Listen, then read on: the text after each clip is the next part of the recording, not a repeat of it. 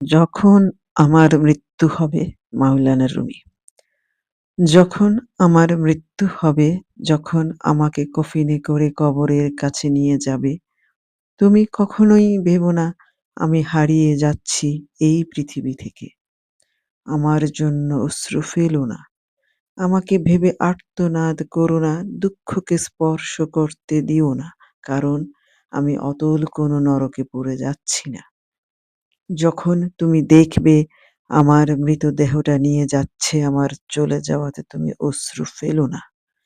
আমি তো ছেড়ে যাচ্ছি না, আমি পৌঁছে যাচ্ছি অনন্ত এক ভালোবাসায়। যখন তুমি আমাকে কবরে রেখে আসবে, বিদায় বলো না।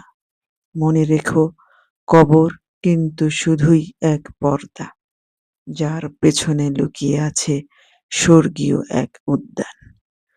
তুমি শুধু দেখবে যে আমাকে নামানো হচ্ছে কবরে, এখন দেখবে আমাকে আবারও উঠে আসতে।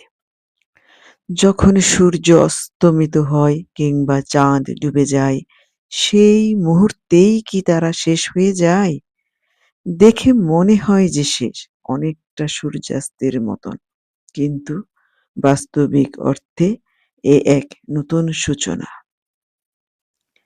যখন তোমাকে আটকে দেয়া হবে কবরে, সেই মুহূর্ত থেকেই তোমার সত্তা স্বাধীন। তুমি কি দেখেছ কখনো কোনো বীজ মাটিতে মিশে গিয়েও জেগে ওঠেনি নতুন এক জীবন নিয়ে? তাহলে কেন তুমি মানুষ নামের এই বীজের উঠে আসাকে সন্দেহ করো? তুমি কি দেখেছ কখনো কূপে নামানো কোনো পাত্রকে খালি ফিরে আসতে? কেন একটি সত্তার জন্য তুমি আর্তনাদ করো, যেখানে কিনা এটা পারে আবারও ফিরে আসতে, যেভাবে ফিরে এসেছিল কূপ থেকে ইউসুফ? যখন শেষবারের মতন তোমার মুখ বন্ধ করবে, তোমার কথা এবং সত্তা এমন এক জগতের অংশ হবে যেখানে নেই কোনো সীমানা, নেই কোনো সময়।